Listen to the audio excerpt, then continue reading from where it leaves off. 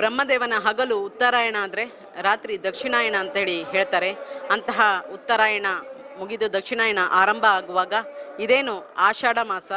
ಈ ಆಷಾಢ ಮಾಸದಲ್ಲಿ ಬರುವಂತಹ ಕರ್ಕಾಟಕ ಅಮಾವಾಸ್ಯೆ ಅರ್ಥಾತ್ ಆಟಿ ಅಮಾವಾಸ್ಯೆ ಅಥವಾ ಇನ್ನೊಂದು ಭೀಮನ ಅಮಾವಾಸ್ಯೆ ಅಂತಲೂ ಕೂಡ ಹೇಳ್ತಾರೆ. ಈ ಒಂದು ಅಮಾವಾಸ್ಯೆಯ ಸಂದರ್ಭದಲ್ಲಿ ಬರುವಂತಹ ಮರವಂತೆ ಜಾತ್ರೆ ಇಡೀ ದಕ್ಷಿಣ ಕನ್ನಡ ಜಿಲ್ಲೆಗೆ ಪ್ರಥಮವಾದಂತಹ ಒಂದು ಜಾತ್ರೆ. ಈ ಜಾತ್ರೆಯಲ್ಲಿ ವಿಶೇಷ ಏನು ಅಂತ ಹೇಳಿದರೆ, ಉಡುಪಿ ಜಿಲ್ಲೆಯಲ್ಲಿ ಎಲ್ಲೂ ಕೂಡ ಈ ಮಳೆಗಾಲದಲ್ಲಿ ಜಾತ್ರೆ ಆರಂಭ ಆಗೋದಿಲ್ಲ. ಇದೇ ಫಸ್ಟು ಇಲ್ಲಿ ಪ್ರಥಮವಾಗಿ ಜಾತ್ರೆ ಆರಂಭವಾಗಿ ಮತ್ತುಳಿದ ಜಾತ್ರೆಗಳಿಗೆ ಇದು ಮುನ್ನುಡಿ ಹಾಡ್ತದೆ. ಅಂತೆಯೇ ಇನ್ನೇನು ಇದು ಶ್ರಾವಣ ಮಾಸಕ್ಕೆ ಮುನ್ನುಡಿ ಬರೆಯುವಂತಹ ಒಂದು ಸಂದರ್ಭ. ಈ ಸಂದರ್ಭದಲ್ಲಿ ಮರವಂತೆ ಜಾತ್ರಾ ಮಹೋತ್ಸವ, ಶ್ರೀ ವರಹಸ್ವಾಮಿಯ ಜಾತ್ರಾ ಮಹೋತ್ಸವ ಅದ್ಧೂರಿಯಾಗಿ ನೆರವೇರ್ತಾ ಇದೆ. ಮೂಲ ಕಾರಣಿಕ ಹಿನ್ನೆಲೆಗೆ ಬಂದರೆ, ಮೂಲತಃ ದೇವಲೋಕದ ದೊರೆಯಾದಂತಹ ದೇವೇಂದ್ರ ತನ್ನ ಹೆಂಡತಿಯಾದಂತಹ ಸಚಿದೇವಿಯನ್ನು ಹೊಂದಿದ್ರು ಕೂಡ ಆತನಿಗೆ ಗೌತಮ ಮಹರ್ಷಿಯಾದಂತಹ ಅವನ ಪತ್ನಿ ಅಹಲ್ಯೆ ಅವಳ ಮೇಲೆ ವ್ಯಾಮೋಹ ಉಂಟಾಗ್ತದೆ. ಹಾಗಾಗಿ ಋಷಿಪತ್ನಿಯಾದಂತಹ ಅಹಲ್ಯೆ ಮೇಲೆ ವ್ಯಾಮೋಹ ಉಂಟಾದ ಕಾರಣ ಆತನಿಗೆ ಋಷಿಪತ್ನಿಯನ್ನು ವರಿಸುವುದು ಹೇಗೆ ಅನ್ನೋದು ಒಂದು ಗೊಂದಲಕ್ಕೆ ಸಿಲ್ತಾನೆ. ಯಾಕಂತ ಹೇಳಿದರೆ, ಋಷಿಪತ್ನಿ ಅಥವಾ ಮಹಾನ್ ಸಾಧ್ವಿ ಪತಿವ್ರತೆಯರನ್ನು ಏನಾದರೂ ಅವರನ್ನು ಬಯಸಬೇಕು ಅಂತಾದರೆ ಅವರಿಗೆ ಮುಂದೆ ಕಷ್ಟ ನಷ್ಟಗಳು ಇದ್ದದ್ದೇ ಅಂಥೇಳಿ ಋಷಿ ಮುನಿಯರಿಂದ ಕಷ್ಟ ನಷ್ಟಗಳು ಸಂಭವಿಸೋದು ಗ್ಯಾರಂಟಿ ಅನ್ನೋದು ಖಚಿತ ಇತ್ತು. ಅಂತಹ ಇದರಲ್ಲಿ ಆಗ ಇಂದ್ರನಿಗೆ ಒಂದು ಇದು ಬರ್ತದೆ. ಯಾಕಂತ ಹೇಳಿದರೆ, ಅಹಲ್ಯನ ಯಾವುದಾದ್ರೂ ರೀತಿ ತಾನು ಪಡೆಯಲೇಬೇಕು ಎನ್ನುವಂಥ ಒಂದು ವಾಂಛೆಗೆ, ಒಂದು ಕೆಟ್ಟ ಆಸೆಗೆ ಮುಂದಾಗ್ತಾನೆ. ಆಗ ಅವನು ಹೋಗುವಂಥದ್ದೇ ಅಗ್ನಿದೇವನ ಮೊರೆ ಹೋಗಿ ಆತ ಹೇಳ್ತಾನೆ.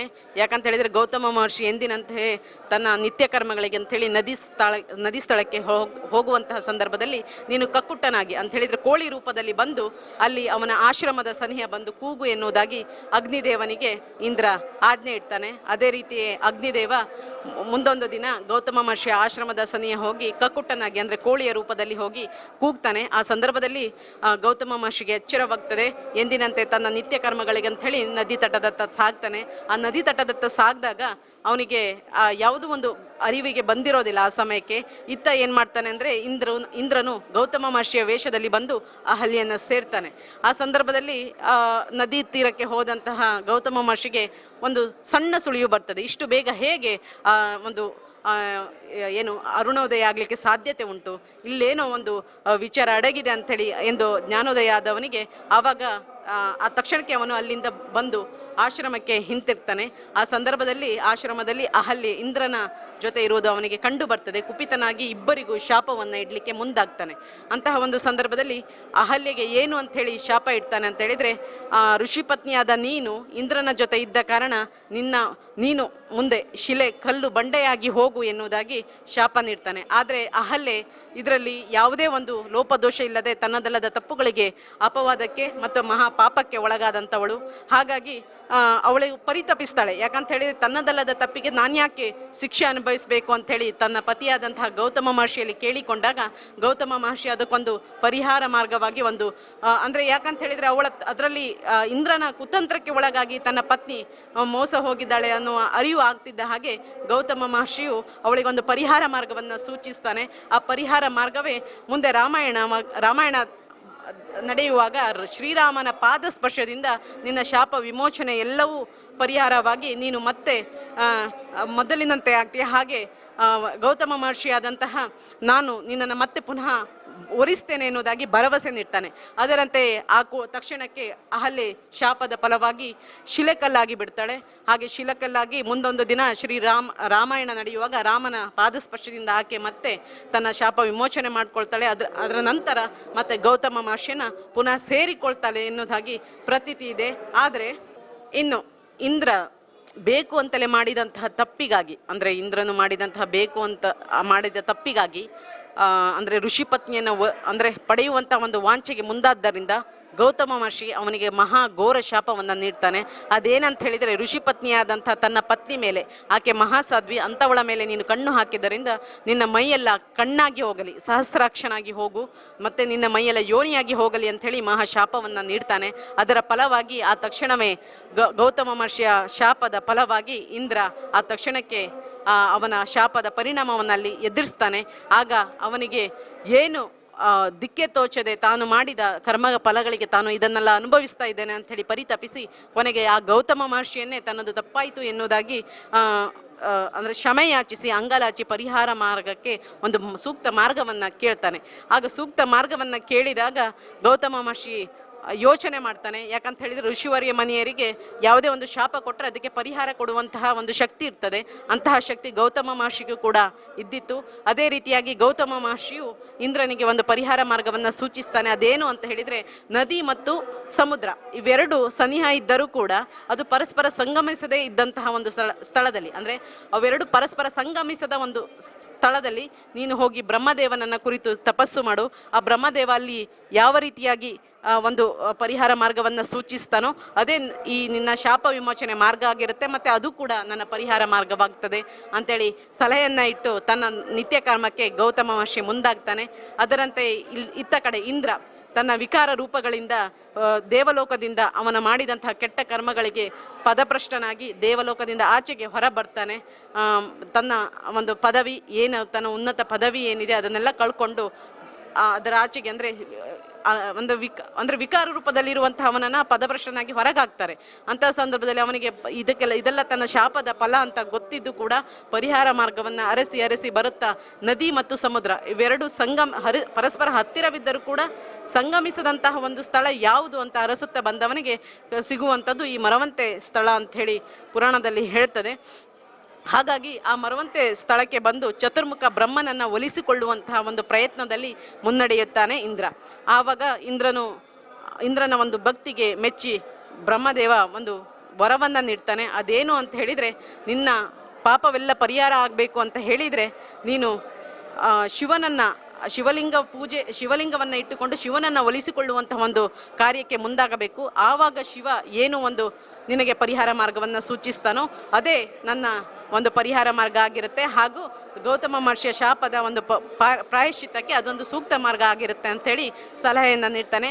ಅದೇ ರೀತಿ ಶಿವಲಿಂಗವನ್ನು ಇಟ್ಟುಕೊಂಡು ಶಿವನನ್ನು ಧ್ಯಾನಿಸಿ ಪೂಜೆ ಮಾಡುತ್ತಿದ್ದ ಇಂದ್ರನಿಗೆ ಮುಂದೊಂದು ದಿನ ಶಿವ ಅಗ್ನಿ ಪರೀಕ್ಷೆ ಹೊಡ್ತಾನೆ. ಯಾಕಂತ ಹೇಳಿದರೆ ಕೆಟ್ಟ ವಾಂಛೆಯಿಂದ ಸ್ತ್ರೀಯನ್ನು ಬಯಸಿದಂತಹ ವ್ಯಕ್ತಿ ಈಗಲೂ ತನ್ನ ತಪಸ್ಸಿಗೆ ಅಥವಾ ತನ್ನನ್ನು ಒಲಿಸಿಕೊಳ್ಳುವುದಕ್ಕೆ ಯೋಗ್ಯತೆ ಹೊಂದಿಲ್ಲವೋ ಇದನ್ನು ಪರೀಕ್ಷೆ ಮಾಡಬೇಕು ಅಂಥೇಳಿ ಅವನು ಮುಂದಾಗ್ತಾನೆ. ಆಗ ತನ್ನ ಜಟೆಯಲ್ಲಿರುವಂತಹ ಗಂಗೆಯ ಒಂದು ಹನಿಯ ಬಿಂದುವನ್ನು ಭೂಮಿಗೆ ಇಳಿಸಿ ಅವಳನ್ನು ಕನ್ಯೆಯಾಗಿ, ಅಂದರೆ ಸೌಪರ್ಣಿಕ ಕನ್ಯೆಯಾಗಿ ಅವಳನ್ನು ಪರಿವರ್ತಿಸಿ ಅವಳನ್ನು ಇಂದ್ರನತ್ತ ಕಳಿಸ್ತಾಳೆ.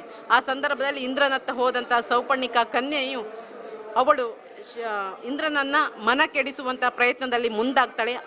ಹಾಗಾದರೂ ಕೂಡ ಇಂದ್ರನು ತನ್ನ ತಪಸ್ಸಿನಿಂದ ವಿಮುಖನಾಗದೆ ಶಿವನ ಧ್ಯಾನದಿಂದ ವಿಚಲಿತನಾಗದೆ ಅವಳನ್ನು ಸಮಾಧಾನಿಸಿ ಹೇಳ್ತಾನೆ, ತಾನು ಇನ್ನು ಮುಂದೆ ಇಂತಹ ಕಾರ್ಯಗಳನ್ನೆಲ್ಲ ಮಾಡುವುದಿಲ್ಲ ಎನ್ನುವುದಾಗಿ ಭರವಸೆ ನೀಡ್ತಾನೆ. ಅದರಿಂದ ಮುಂದಾದಂತಹ ಇಂದ್ರ ಯೋಚನೆ ಮಾಡ್ತಾನೆ, ಇಂತಹ ಒಂದು ಕಾರ್ಯಗಳಿಗೆಲ್ಲ ತಾನು ಮುಂದಾಗಿದ್ದಕ್ಕೆ ಇವತ್ತು ಇಂತಹ ಒಂದು ಪಾಪದ ಫಲವನ್ನು ಕಾಣ್ತಾ ಇದ್ದಾನೆ ಅಂತೇಳಿ ಅಲ್ಲಿಗೆ ಅವಳನ್ನು ಸಮಾಧಾನಿಸಿ ಕಳಿಸುವಂಥ ಪ್ರಯತ್ನದಲ್ಲಿರ್ತಾನೆ. ಆಗ ಪರಶಿವನಿಗೆ ಅರಿವಾಗ್ತದೆ, ಇವನು ನಿಜವಾಗಿ ತನ್ನ ಭಕ್ತಿಗೆ ಅರ್ಹನು ಅಂಥೇಳಿ ಅವನಿಗೆ ಒಂದು ಉತ್ತಮ ಮಾರ್ಗವನ್ನು ನೀಡ್ತಾನೆ ಅವನ ಪಾಪವೆಲ್ಲ ಪರಿಹಾರ ಆಗೋದಕ್ಕೆ. ಅದೇನು ಅಂತ ಹೇಳಿದರೆ, ತನ್ನ ಜಟೆಯ ಗಂಗೆಯ ಬಿಂದುವಿನಿಂದ ಆದಂತಹ ಒಂದು ಕನ್ಯೆ ಅವಳು ಸೌಪರ್ಣಿಕೆ, ಅವಳನ್ನು ನದಿಯಾಗಿ ಹರಿಯಲು ಬಿಟ್ಟು, ಅಂದರೆ ಜಲಪ್ರವಾಹವಾಗಿ ಹರಿಯಲು ಬಿಟ್ಟು ಆ ಹೊಳೆಯ ನೀರಿನಲ್ಲಿ ಸ್ನಾನಗೈಯುವಂತೆ ಹೇಳುತ್ತಾನೆ. ಆ ಸ್ನಾನಗೈದ ಮೇಲೆ ನಿನ್ನ ಈವರೆಗೆದೆಲ್ಲ ಪಾಪಗಳು ಅದು ಎಲ್ಲವೂ ಪರಿಹಾರ ಆಗಿ ನಿನಗೆ ಮುಂದೆ ಒಳ್ಳೆಯ ಉನ್ನತ ಸ್ಥಾನಗಳು ದೊರಕುವುದು ಅಂಥೇಳಿ ಮಾರ್ಗದರ್ಶನ ನೀಡ್ತಾನೆ. ಅದೇ ರೀತಿಯಾಗಿ ಇಂದ್ರನು ಕೂಡ ಅದೇ ಕಾತರದಲ್ಲಿರ್ತಾನೆ. ಅಂತೆಯೇ ಶಿವನು ಕೂಡ ತನ್ನ ಜಟೆಯಲ್ಲಿ ಗಂಗೆಯ ಒಂದು ಹನಿಯನ್ನು ಸೌಪರ್ಣಿಕ ಕನ್ಯೆಯಾಗಿ ವರ್ತಿಸಿದ್ದನ್ನು ಮತ್ತೆ ಪುನಃ ಜಲಬಿಂದುವಾಗಿ ಪರಿವರ್ತಿಸಿ ಅವಳನ್ನು ಸೌಪರ್ಣಿಕ ನದಿಯಾಗಿ ಜಲಪ್ರವಾಹವಾಗಿ ಹರಿಯುವಂತೆ ಮಾಡ್ತಾನೆ. ಅದೇ ಸೌಪರ್ಣಿಕ ನದಿ ಇಲ್ಲಿ ಇದೆ, ನೀವು ಗಮನಿಸ್ತಾ ಇರ್ಬೋದು. ಈ ಸೌಪರ್ಣಿಕ ನದಿಯಲ್ಲಿ ಇಂದ್ರ ಸ್ನಾನ ಮಾಡಿ ತನ್ನ ಪಾಪ ದೋಷಗಳನ್ನು ಪರಿಹಾರ ಮಾಡ್ಕೊಳ್ತಾನೆ, ಮತ್ತೆ ದೇವಲೋಕದ ಪೀಠವನ್ನು ಅಲಂಕರಿಸ್ತಾನೆ ಎನ್ನುವಲ್ಲಿಗೆ ಅದೇ ಇಂದ್ರನ ಒಂದು ಚರಿತೆಯನ್ನು ಹೊಂದಿರುವಂತಹ ಗಂಗಾಧರೇಶ್ವರ ದೇವಸ್ಥಾನ ಇಲ್ಲೇ ಪಕ್ಕದಲ್ಲಿ, ಹರಿಹರರ ಭೇದವಿಲ್ಲದೆ ಇಲ್ಲೇ ಪಕ್ಕದಲ್ಲಿ ಇದೆ. ಅಲ್ಲಿ ಆ ಹರಿಹರರ ಭೇದವಿಲ್ಲದೆ ಅಂತ ಹೇಳಿದರೆ ಗಂಗಾಧರೇಶ್ವರ ಅಂತ ಯಾಕೆ ಹೇಳ್ತಾ ಇದ್ದಾರೆ ಅಂತ ಹೇಳಿದರೆ, ಅಂದರೆ ಪರಶಿವನ ಜಟೆಯಿಂದ ಇರುವಂತಹ ಗಂಗೆ ಒಂದು ಹನಿಯಿಂದ ಆದಂತಹ ಒಂದು ಪವಾಡಕ್ಕೆ ಇದು ಗಂಗಾಧರೇಶ್ವರ ದೇವಸ್ಥಾನ ಆಯಿತು ಅಂಥೇಳಿ ಪ್ರತೀತಿ ಇದೆ. ಅಂತಹ ಒಂದು ಗಂಗಾಧರೇಶ್ವರ ದೇವಸ್ಥಾನ ಇಲ್ಲೇ ಹರಿಹರರ ಭೇದವಿಲ್ಲದೆ ಇಲ್ಲೇ ಪಕ್ಕದಲ್ಲಿದೆ. ಅಂತಹ ಒಂದು ಒಂದು ಗಂಗಾಧರೇಶ್ವರನ ಸನ್ನಿಧಿಯ ಬಗ್ಗೆ ಯಾಕೆ ಮೊದಲು ಹೇಳ್ತಾ ಇದ್ದೀವಿ ಅಂತ ಹೇಳಿದರೆ, ಇಲ್ಲಿರುವ ಸಾನ್ನಿಧ್ಯದಲ್ಲಿರುವಂಥ ಶ್ರೀ ವರಾಹಸ್ವಾಮಿ ಆಗಿರಬಹುದು, ಅಥವಾ ಶ್ರೀ ಮಹಾವಿಷ್ಣು ಆಗಿರಬಹುದು, ಅಥವಾ ಶ್ರೀ ನಾರಸಿಂಹ ಆಗಿರಬಹುದು. ಈ ಮೂರು ದೇವರುಗಳಿಗೆ ಪೂಜೆಯಾಗುವ ಮುಂಚೆ ಮೊದಲು ಅಲ್ಲಿರುವಂತಹ ಗಂಗಾಧರೇಶ್ವರ ದೇವಸ್ಥಾನಕ್ಕೆ ಆಗಬೇಕು ಎನ್ನುವಂತಹ ಒಂದು ಪ್ರತೀತಿ ಇದೆ. ಅದೇ ರೀತಿ ನಂಬಿಕೊಂಡು ಕೂಡ ಅದೇ ರೀತಿಯೇ ನಡೆದುಕೊಂಡು ಹೋಗುವಂತಹ ವಾಡಿಕೆ ಕೂಡ ಇಲ್ಲಿ ರೂಢಿಯಲ್ಲಿದೆ. ಹಾಗಾಗಿ ಗಂಗಾಧರೇಶ್ವರನ ಮಹಿಮೆ ಅಂಥದ್ದು ಅಂತೇಳಿ ಈ ಮೂಲಕ ನಾನು ಸ್ಪಷ್ಟಪಡ್ತಾ ಇದ್ದೇನೆ. ಇನ್ನು ಶ್ರೀ ವರಾಹಸ್ವಾಮಿ ದೇವಸ್ಥಾನದ ಮೂಲ ಹಿನ್ನೆಲೆಗೆ ಬಂದರೆ, ಕೇರಳದ ಕುಂಬಳಕೋಡಿನ ಯಾವುದೋ ಒಂದು ಕ್ಷಾತ್ರ ವಂಶದ ಮಹಾರಾಜ, ಆ ಮಹಾರಾಜನ ಹೆಸರು ಇದುವರೆಗೂ ಕೂಡ ಇತ್ಯರ್ಥ ಆಗಿಲ್ಲ. ಆ ಮಹಾರಾಜ ಯಾವುದೋ ಒಂದು ವಿಚಾರ ಬುದ್ಧಿಹೀನದಿಂದ ಪುತ್ರ ಹತ್ಯೆಯನ್ನು ಮಾಡಿರ್ತಾನೆ. ಆ ಪುತ್ರ ಹತ್ಯೆ ಹಾಗೆ ಪಶ್ಚಾತ್ತಾಪ ಆಗಿ ಅವನಿಗೆ ಪ್ರಾಯಶ್ಚಿತ್ತ ಮಾರ್ಗಕ್ಕೆ ಒಂದು ದಾರಿ ಬೇಕು ಅನ್ನೋ ದೃಷ್ಟಿಯಿಂದ ಗೋಕರ್ಣದಲ್ಲಿ ಶಿವನನ್ನು ತಪಸ್ಸು ಮಾಡ್ತಾನೆ. ಆ ಗೋಕರ್ಣನಾಥೇಶ್ವರದಿಂದ ಶಿವನನ್ನು ತಪಸ್ಸು ಮಾಡಿದಾಗ ಶಿವ ಒಲಿದು ಅವನಿಗೆ ಒಂದು ಪರಿಹಾರ ಮಾರ್ಗವನ್ನು ಸೂಚಿಸ್ತಾನೆ. ಅದೇನು ಅಂತ ಹೇಳಿದರೆ, ಗೋಕರ್ಣದಿಂದ ಅಂದರೆ ಗೋಕರ್ಣ ಸಮುದ್ರದಿಂದ ಅಲ್ಲಿಂದ ಒಂದು ಹಡಗಿನಲ್ಲಿ ಸ್ವರ್ಣ ರಥದಲ್ಲಿ ಶ್ರೀ ವಿಷ್ಣು, ನಾರಸಿಂಹ, ವರಾಹಸ್ವಾಮಿ ಈ ಮೂರು ವಿಗ್ರಹಗಳನ್ನು ಸಣ್ಣ ಚಿನ್ನದ ರಥದಲ್ಲಿ ಇಟ್ಟು ಹಡಗಿನಲ್ಲಿ ಬಿಟ್ಟು ಅದು ಎಲ್ಲಿಯವರೆಗೆ ಹೋಗಿ ನಿಲ್ತದೋ ಆ ಜಾಗದಲ್ಲಿ ಅದನ್ನು ಪ್ರತಿಷ್ಠಾಪನೆ ಮಾಡಬೇಕು ಅಂಥೇಳಿ ಶಿವ ಅವನಿಗೆ ಒಂದು ನುಡಿಯನ್ನು ನೀಡ್ತಾನೆ. ಅದೇ ಪ್ರಕಾರವಾಗಿ ಮಹಾರಾಜ ಗೋಕರ್ಣನಾಥೇಶ್ವರದಿಂದ ಹಡಗಿನಲ್ಲಿ ಸ್ವರ್ಣ ರಥದಲ್ಲಿ ಈ ಮೂರು ವಿಗ್ರಹಗಳನ್ನು ಅಂದರೆ ಶ್ರೀ ವರಾಹಸ್ವಾಮಿ, ಶ್ರೀ ಮಹಾವಿಷ್ಣು ಮತ್ತು ಶ್ರೀ ನಾರಸಿಂಹ ಈ ಮೂರು ವಿಗ್ರಹಗಳನ್ನು ಇಟ್ಟುಕೊಂಡು ಸಮುದ್ರ ಮಾರ್ಗವಾಗಿ ಬಂದಾಗ ಅದು ಮರವಂತೆ ಎನ್ನುವಂತಹ ಈ ಒಂದು ಸುಂದರ ತಳದಲ್ಲಿ ನಿಂತು ಸ್ಥಗಿತಗೊಳ್ಳುತ್ತದೆ. ಆ ಸ್ಥಗಿತಗೊಂಡಾಗ ಮುಂದೆ ಯಾವುದೇ ಕಾರಣಕ್ಕೂ ಹಡಗು ಚಲಿಸದೆ ಹೋದಾಗ ಪರಶಿವನು ಅವನಿಗಿತ್ತ ನುಡಿ ನೆನಪಾಗ್ತದೆ. ಆ ನೆನಪಿನ ಪ್ರಕಾರವಾಗಿ ಅವನು ಸಮುದ್ರದಿಂದ ಈಚೆಗೆ ಬಂದು ಅಂದರೆ ಈ ಕಿರಿದಾದ ಈ ಭೂಭಾಗಕ್ಕೆ ಬಂದು ಶ್ರೀ ವರಾಹಸ್ವಾಮಿ, ಶ್ರೀ ಮಹಾವಿಷ್ಣು ಹಾಗೂ ಶ್ರೀ ನರಸಿಂಹ ದೇವರುಗಳನ್ನು ಪ್ರತಿಷ್ಠಾಪನೆ ಮಾಡಿದ ಎನ್ನುವುದಾಗಿ ಪುರಾಣ ಹೇಳ್ತದೆ. ಅಲ್ಲಿಂದ ಪ್ರತಿಷ್ಠಾಪನೆ ಮಾಡಿದ ನಂತರ ಅವನ ಪುತ್ರ ದೋಷ ಏನಿದೆ, ಪುತ್ರ ಪಾಪ ಹತ್ಯೆ ಮಾಡಿದ ಏನು ದೋಷ ಇದೆಯೋ ಅವೆಲ್ಲವೂ ಪರಿಹಾರವಾಗಿ ಅವನಿಗೆ ಮತ್ತೆ ಮರಳಿ ಪುತ್ರ ಪ್ರಾಪ್ತಿಯಾಗ್ತದೆ. ಅಲ್ಲಿಂದ ಅವನ ರಾಜ್ಯವು ಕೂಡ ಸುಖ ವೈಭೋಗದಿಂದ ಮೆರೆದಾಡ್ತದೆ. ಪ್ರಜೆಗಳು ಸಂಪದ್ಭರಿತರಾಗಿ ತುಂಬ ಸಂತೋಷದಿಂದ ತುಂಬಿ ತುಳುಕಾಡ್ತಾ ಇರ್ತಾರೆ. ಅಂತಹ ಒಂದು ಮಹಾರಾಜನಿಂದ ಸ್ಥಾಪಿಸಲ್ಪಟ್ಟಂತಹ ಈ ವರಹ ದೇವಸ್ಥಾನ ಮಹಾರಾಜ ಸ್ವಾಮಿ ಶ್ರೀ ವರಹ ದೇವಸ್ಥಾನ ಆಯಿತು ಅಂಥೇಳಿ ಒಂದು ಪ್ರತೀತಿ ಇದೆ. ಇನ್ನು ಇದಕ್ಕೆ ಈ ದೇವಸ್ಥಾನಕ್ಕೆ ತ್ರಿಕುಟಾಚಲ ಎಂಬ ಹೆಸರು ಕೂಡ ಇದೆ. ಯಾಕಂತ ಹೇಳಿದರೆ ಇಲ್ಲಿ ಶ್ರೀ ವರಹಸ್ವಾಮಿ ಸೂಕರ ಅಂತ ಹೇಳಿದರೆ ಹಂದಿ ರೂಪದಲ್ಲಿ ಕಂಡು ಬಂದರೆ, ಮಹಾವಿಷ್ಣು ನಿಂತ ಭಂಗಿಯಲ್ಲಿ ಕಂಡು ಬರ್ತಾನೆ, ಇನ್ನು ನಾರಸಿಂಹ ಕುಳಿತ ಭಂಗಿಯಲ್ಲಿ ಕಂಡು ಬರ್ತಾನೆ. ಈ ಮೂರು ವಿಗ್ರಹಗಳು ಒಂದೇ ಪಾಣಿಪೀಠದಲ್ಲಿ ಪ್ರತಿಷ್ಠಾಪನೆ ಮಾಡಿದ್ದು. ಇವುಗಳಿಗೆ ಪ್ರವೇಶ ದ್ವಾರ ಬೇರೆ ಇದ್ದರೂ ಕೂಡ ಸುಖನಾಸಿ ಹಾಗೂ ಮುಖಮಂಟಪಗಳು ಒಂದೇ ಇರ್ತದೆ. ಇದು ಇಲ್ಲಿಯ ವಿಶಿಷ್ಟತೆ. ಹಾಗೂ ಇವತ್ತಿನ ದಿವಸ ಏನು ಜಾತ್ರಾ ಮಹೋತ್ಸವ ಇದೆ, ಆ ಜಾತ್ರಾ ಮಹೋತ್ಸವದಲ್ಲಿ ಅದು ಬೇರೆ ಥರ ವಿಶೇಷ. ಇನ್ನು ಇಲ್ಲಿ ಪ್ರಧಾನ ದೇವರೇ ವರಾಹಸ್ವಾಮಿ ಆಗಿರ್ತಾನೆ. ಈ ವರಾಹಸ್ವಾಮಿಗೆ ಪ್ರಧಾನ ಆರಾಧನಾ ಸೇವೆ ಅಂತ ಹೇಳಿದರೆ ಅಬಾರಿ ಸೇವೆ ಅಂತ ಹೇಳಿದರೆ ಇವತ್ತು ಕೃಷಿಕರಾಗಿರ್ಬೋದು ಅಥವಾ ಮತ್ಸ್ಯ ಉದ್ಯಮ ಆಗಿರ್ಬೋದು ಅಥವಾ ಕೃಷಿಯೇತರ ಉದ್ಯಮವನ್ನು ಹೊಂದಿರತಕ್ಕಂಥವರಾಗಿರ್ಬೋದು. ಅವರು ಈಗ ಮತ್ಸ್ಯ ಉದ್ಯಮ ಮಾಡ್ತಾ ಇರುವವರಿಗೆ ಮತ್ಸ್ಯವನ್ನು ಸಮೃದ್ಧಿಯನ್ನು ಕರುಣಿಸ್ತಾನೆ ವರಾಹಸ್ವಾಮಿ. ಹಾಗೆ ಕೃಷಿ ಉದ್ಯಮವನ್ನು ಮಾಡ್ತಾ ಇರುವವರಿಗೆ ಸಕಾಲದಲ್ಲಿ ಅಥವಾ ಅಕಾಲಿಕ ಮಳೆಯನ್ನು ತಡೆದು ಅವರಿಗೆ ಬೇಕಾದಂತಹ ಬೆಳೆಗಳನ್ನು ಸಮೃದ್ಧಿಯಾಗಿ ನೀಡುವಂಥ ಒಂದು ಕಾಯಕದಲ್ಲಿ ವರಾಹಸ್ವಾಮಿ ತುಂಬ ಇಚ್ಛಾಶಕ್ತಿಯಿಂದ ನಡೆಯುತ್ತಿರೋದರಿಂದ ಇಲ್ಲಿನ ಜನತೆಯರು ಆ ದೇವರಿಗೆ ನಾವು ಸದಾಕಾಲ ಅಭಾರಿಯಾಗಿದ್ದೇವೆ, ನಾವು ಮನಪೂರ್ವಕವಾಗಿ ನಿಮಗೆ ಕೃತಜ್ಞತೆಯನ್ನು ಸಲ್ಲಿಸ್ತಾ ಇದ್ದೇವೆ ಅನ್ನೋ ಕಾರಣಕ್ಕೋಸ್ಕರ ಅಭಾರಿ ಸೇವೆಯನ್ನು ಇಲ್ಲಿ ನೆರವೇರಿಸ್ತಾರೆ. ಅಭಾರಿ ಸೇವೆ ಅಂತ ಹೇಳಿದರೆ ಒಂದು ಸಾಧಾರಣವಾಗಿ 4 ಕಳಸು ಅಕ್ಕಿ ಮತ್ತು 15 ಬುಟ್ಟಿ ಅಕ್ಕಿ ಅಂದರೆ ಅದನ್ನೇ ಇನ್ನೊಂದು 1 ಮುಡಿ ಅಕ್ಕಿಯನ್ನು ಅನ್ನ ಮಾಡಿ ಇಲ್ಲಿನ ನಿಗಳನ ಗುಂಡಿಗೆ ಅರ್ಪಿಸಲಾಗ್ತದೆ. ಇದನ್ನೇ ನಿಗಳನ ಗುಂಡಿ ಅಂತ ಹೇಳ್ತಾರೆ. ಆ ಮೂಲಕ ಇಲ್ಲಿರುವಂತಹ ದೇವರುಗಳಿಗೆ ಸಂಪ್ರೀತಗೊಳಿಸಲಾಗುತ್ತದೆ. ಇಂತಹ ಒಂದು ಸಂದರ್ಭದಲ್ಲಿ ಅಬಾರಿ ಸೇವೆ ಅದು ಲಕ್ಷಾಂತರ ರೂಪಾಯಿ ವೆಚ್ಚದಲ್ಲಿ ನೆರವೇರ್ತದೆ. ಅದೇ ರೀತಿಯಾಗಿ ಅಬಾರಿ ಸೇವೆಗೆ ಅಷ್ಟೇ ಏನು ಖರ್ಚು ಬರ್ತದೋ ಅದೇ ರೀತಿ ರಂಗಪೂಜೆ ಸೇವೆಯು ಕೂಡ ಇಲ್ಲಿ ನೆರವೇರ್ತದೆ. ಲಕ್ಷಾಂತರ ರೂಪಾಯಿ ವೆಚ್ಚದಲ್ಲಿ ರಂಗಪೂಜೆ ಸೇವೆ ಕೂಡ ನಡೆಯುತ್ತದೆ. ಇನ್ನು ವರಹ ಜಯಂತಿ, ನರಸಿಂಹ ಜಯಂತಿ ಮತ್ತುಳಿದ ಹಬ್ಬ ಹರಿದಿನ ದಿನಗಳಲ್ಲಿ ವರಹಸ್ವಾಮಿ ವಿಶೇಷ ಪೂಜೆಯನ್ನು ಪಡೆದು ಸದ್ಭಕ್ತರನ್ನು ಕರುಣಿಸ್ತಾನೆ. ಅವರ ಭಕ್ತಿಗೆ ಮೆಚ್ಚಿ, ಮನದಳದ ಭಕ್ತಿಗೆ ಮೆಚ್ಚಿ ಸಾಕಷ್ಟು ವರಗಳನ್ನು ನೀಡ್ತಾನೆ ಅನ್ನೋದು ಇಲ್ಲಿಯ ವರಹಸ್ವಾಮಿಯ ವೈವಿಧ್ಯತೆ. ಇನ್ನು ಈ ವರಹಸ್ವಾಮಿ ಮಳೆ ದೇವರು ಅಂತ ನಾನು ಆಗಲೇ ಹೇಳಿದೆ.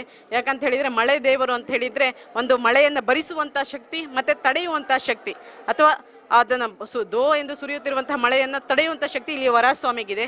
ಇನ್ನು ನಾವು ಸಾಮಾನ್ಯವಾಗಿ ಎಲ್ಲ ಕಡೆ ನೋಡಿರ್ಬೋದು, ಇತ್ತೀಚೆಗೆ ಮಳೆಯಿಂದಾಗಿ ಆ ಮಳೆಯ ಆರ್ಭಟದಿಂದಾಗಿ ಎಷ್ಟೋ ಊರುಗಳು ಸರ್ವನಾಶ ಆಗಿ ಎಷ್ಟೋ ಜನರ ಜೀವನವೂ ಕೂಡ ಅಸ್ತವ್ಯಸ್ತವಾಗಿದೆ. ಆದರೆ ಎಲ್ಲೂ ನಾವು ಎಲ್ಲ ಕಡೆ ನೋಡಿದಾಗ ಮರವಂತೆ, ಈ ಪರಶುರಾಮನ ಸೃಷ್ಟಿ ಎನಿಸಿದ ಈ ಮರವಂತೆಯಲ್ಲಿ ಒಂದು ಜಲಪ್ರವಾಹದಿಂದ ಯಾವುದೇ ಒಂದು ತೊಂದರೆಗಳು ಅನುಭವಿಸಿದ್ದನ್ನು ನಾವು ಇದುವರೆಗೂ ಕಾಣಲಿಲ್ಲ. ಅದು ಇಲ್ಲಿಯ ಶ್ರೀ ವರಾಹಸ್ವಾಮಿಯ ಮಹಿಮೆ ಅಂತಲೇ ಹೇಳ್ಬೋದು. ಅದೇ ರೀತಿಯಾಗಿ ಇವತ್ತು ಜಾತ್ರಾ ಅಮಾವಾಸ್ಯೆ ಜಾತ್ರೆ, ಇದು ಕಾಟಿ ಅಮಾವಾಸ್ಯೆ. ಇಲ್ಲಿ ವಿಶೇಷವಾಗಿ ಪೂಜೆ ಸಲ್ಲುತ್ತೆ. ಬೆಳಿಗ್ಗೆ 3 ಗಂಟೆಯಿಂದ ಪೂಜೆ ವಿಶೇಷವಾಗಿ ಸಲ್ತಾ ಇದೆ. ಜನಗಳು ಸಾಗರೋಪಾದಿಯಲ್ಲಿ ಇಲ್ಲಿ ಬಂದು ಸೇರ್ತಾ ಇದ್ದಾರೆ. ಹಾಗೆ ಇಲ್ಲಿ ಹೂವಿನ ಅಲಂಕಾರ ಸೇವೆ ನೀವು ನೋಡಿರ್ಬೋದು, ಎಷ್ಟು ಚಂದವಾಗಿ ಹೂವಿನ ಅಲಂಕಾರ ಸೇವೆಯನ್ನು ಮಾಡಿದ್ದಾರೆ ಅಂತ ಹೇಳಿದರೆ, ಕಳೆದ ಹಲವಾರು ವರ್ಷಗಳಿಂದ ತುಮಕೂರಿನ ಹೂವಿನ ವ್ಯಾಪಾರಿಯಾದಂತಹ ಗಂಗರಾಜ್ ಅವರು ಇಲ್ಲಿನ ದೇವರುಗಳಿಗೆ ಹೂವಿನ ಅಲಂಕಾರವನ್ನು ಸೇವೆ ಅರ್ಪಿಸಿ ಹೋಗ್ತಾ ಇದ್ದಾರೆ. ಅದು ಲಕ್ಷಾಂತರ ರೂಪಾಯಿಯಲ್ಲಿ ವೆಚ್ಚದಲ್ಲಿ ದೇವರಿಗೆ ಸೇವೆ ಕೊಟ್ಟು ಹೋಗುವಂಥ ಗಂಗರಾಜ್ ಅವರ ಹೂವಿನ ಅಲಂಕಾರ ಸೇವೆಯನ್ನು ನೀವಿಲ್ಲಿ ನೋಡಬಹುದು. ಅದೇ ರೀತಿಯಾಗಿ ಈ ಬಾರಿ ಅಂದರೆ ಕಳೆದ 1-2 ವರ್ಷಗಳಲ್ಲಿ ಕೊರೋನಾ ಎನ್ನುವಂತಹ ಒಂದು ಮಹಾಮಾರಿ ಸೋಂಕು ಎಲ್ಲ ಕಡೆ ಸದ್ದು ಮಾಡ್ತಾ ಇತ್ತು. ಹಾಗಾಗಿ ಜಾತ್ರೆ ಸಣ್ಣ ಮಟ್ಟದಲ್ಲಿ, ಅಂದರೆ ಏನು ಕೊರೋನಾ ಮುನ್ನೆಚ್ಚರಿಕೆ ಕ್ರಮಗಳನ್ನು ಕೈಗೊಂಡು ಮಾನ್ಯ ಜಿಲ್ಲಾಧಿಕಾರಿಯ ಆದೇಶದ ಮೇರೆಗೆ ಜಾತ್ರೆ ನಡೆಯುತ್ತಿತ್ತು. ಹಾಗಾಗಿ ಜನಗಳು ಕೂಡ ಅಷ್ಟೇ ಕಮ್ಮಿ ಇದ್ದರು. ಆದರೆ ಈ ಸರ್ತಿ 50,000ಕ್ಕೂ ಅಂತ ಹೇಳಿ ಅಂದಾಜು ಮಾಡಲಾಗಿತ್ತು. ಅದೇ ರೀತಿ ಜನರು ಕೂಡ ಅಷ್ಟೇ, ಊರಿಂದ ಪರ ಊರಿಂದ ಎಲ್ಲ ಜನರು ಬಂದು ಇಲ್ಲಿ ಸೇರ್ತಾ ಇದ್ದಾರೆ. ಇನ್ನೂ ಒಂದು ವಿಶೇಷತೆ ಏನು ಅಂತ ಹೇಳಿದರೆ, ಇಲ್ಲಿ ನವದಂಪತಿಗಳಿಗೆ ಒಂದು ವಿಶೇಷವಾದಂತಹ ಹಬ್ಬ. ಇಲ್ಲಿ ಹಲವಾರು ಭಾಗಗಳಿಂದ ನೂತನ ದಂಪತಿಗಳು ಬಂದು ವಿಶೇಷ ಪೂಜೆಯನ್ನು ಕೊಟ್ಟು ಹೋಗ್ತಾ ಇದ್ದಾರೆ. ಅದರಂತೆ ಸಮುದ್ರದಲ್ಲಿ ಮುಳುಗಿ ನದಿಯಲ್ಲಿ ಸ್ನಾನ ಮಾಡಿ ಶ್ರೀ ವರಾಹಸ್ವಾಮಿಯ ದರ್ಶನ ಪಡೆದರೆ ಅವರ ಜೀವನ ಪಾವನವಾಗುವುದು ಎನ್ನುವುದೇಳಿ ಒಂದು ಪ್ರತೀತಿ ಇದೆ. ಅದರಂತೆ ಇವತ್ತು ನಾವು ನೋಡ್ತಾ ಇರ್ಬೋದು, ದೇವಸ್ಥಾನದ ವ್ಯವಸ್ಥಾಪನಾ ಮಂಡಳಿಯು ಕೂಡ ಅಷ್ಟೇ, ಅಂದರೆ ಜಿಲ್ಲೆಯಲ್ಲಿ ಪ್ರಪ್ರಥಮ ಬಾರಿಗೆ ವಸ್ತ್ರ ಸಂಹಿತೆ ನಿಯಮವನ್ನು ಇಲ್ಲಿ ಜಾರಿಗೆ ತಂದಿದ್ದಾರೆ. ಏನಂತ ಹೇಳಿದರೆ, ಪಾಶ್ಚಿಮಾತ್ಯ ಶೈಲಿಯ ಬಟ್ಟೆಗಳನ್ನು ತೊಟ್ಟುಕೊಂಡು ಇಲ್ಲಿಗೆ ಬರಬಾರ್ದು ಅನ್ನೋದಾಗಿ ಒಂದು ನಿಯಮಗಳನ್ನು ಕಟ್ಟುನಿಟ್ಟಾಗಿ ಜಾರಿಗೆಗೊಳಿಸಿದ್ದಾರೆ. ಇದು ವಿಶೇಷ. ಯಾಕಂತ ಹೇಳಿದರೆ, ಇದು ಜಿಲ್ಲೆಯಲ್ಲಿ ಪ್ರಪ್ರಥಮವಾಗಿ ಇಂತಹ ಒಂದು ವಸ್ತ್ರ ಸಂಹಿತೆ ನಿಯಮವನ್ನು ಪಾಲಿಸಲಿಕ್ಕೆ ಮುಂದಾಗಿರುವಂಥದ್ದು ವರಾಹಸ್ವಾಮಿ ದೇವಸ್ಥಾನದ ಆಡಳಿತ ಕಮಿಟಿ.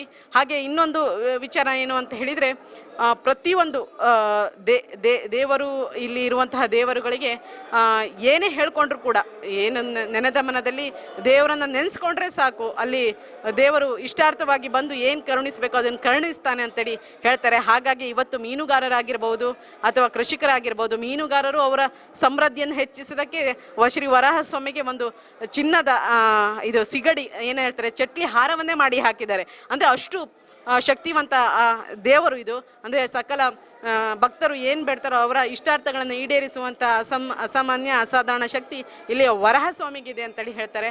ಹಾಗಾಗಿ ಇವತ್ತು ಏನು ಮರವಂತೆ ಅನ್ನೋದು ಬ್ರಹ್ಮ ವಿಷ್ಣು ಮಹೇಶ್ವರು ತ್ರಿಮೂರ್ತಿಗಳು ಕಾಲಿಟ್ಟಂತಹ ಒಂದು ಪುಣ್ಯ ತಾಣ ಅಂತ ಹೇಳ್ಬೋದು. ಅಂತಹ ಮರವಂತೆಯಲ್ಲಿ ಇಂದು ತುಂಬು ಸಂಭ್ರಮದಿಂದ ಮರವಂತೆ ಜಾತ್ರಾ ಮಹೋತ್ಸವ ಆಗ್ತಾ ಇದೆ. ಊರ ಹಾಗೂ ಪರ ಊರ ಭಕ್ತಾದಿಗಳು ಮತ್ತು ಇಲ್ಲಿ ನಂಬರಿರ್ತಕ್ಕಂತಹ ಕುಟುಂಬದವರು, ಸ್ವರಸೇವೆ ನೀಡುವಂತಹ ಒಂದು ಹುಟ್ಟಿನವರು ಅಂತ ಹೇಳ್ತಾರೆ, ಅವರು ಕೂಡ ತಮ್ಮ ಶ್ರಮದಾನವನ್ನು ಮಾಡ್ತಾ ಇದ್ದಾರೆ. ಅಂದರೆ ಪೊಲೀಸರು ಇರ್ಬೋದು, ಅವರು ಜನಪ್ರವಾಹವನ್ನು ತಡೆಗಟ್ತಾ ಇದ್ದಾರೆ. ಹಾಗೆ ಅದು ಏನು ಅಂತ ಹೇಳಿದರೆ, ತಮ್ಮಿಂದಾದಂತಹ ಒಂದು ಸೇವೆಯನ್ನು ಇಲ್ಲಿ ದೇವರಿಗೆ ಸಲ್ಲಿಸ್ತಾ ಇದ್ದಾರೆ. ಹಾಗಾಗಿ ಇವತ್ತಿನ ಜಾತ್ರಾ ಮಹೋತ್ಸವ ಎನ್ನುವುದು ಇಡೀ ನಮ್ಮ ಉಡುಪಿ ಜಿಲ್ಲೆಗೆ ಒಂದು ವಿಶೇಷವಾದ ಕಳೆ ತಂದಿದೆ ಅಂತ ಹೇಳ್ಬೋದು. ಜನರು ಅಂದರೆ ಈಗಲೂ ಜನರ ಒಂದು ತುಳುಕಾಡ್ತಾ ಇರೋದನ್ನು ನಾವು ಕಾಣ್ಬೋದು. ಆ ಮೂಲಕ ಮರವಂತೆ ಜಾತ್ರೆ ಮರವಂತೆಗೆ ಮಾತ್ರವಲ್ಲ, ಇಡೀ ಉಡುಪಿ ಜಿಲ್ಲೆಗೆ ಒಂದು ವಿಶೇಷವಾಗಿದೆ ಅಂತ ಹೇಳ್ಬೋದು ಅಂತ ಹೇಳಿ ನಾನು ಈ ಮೂಲಕ ಹೇಳ್ತಾ ಇದ್ದೇನೆ.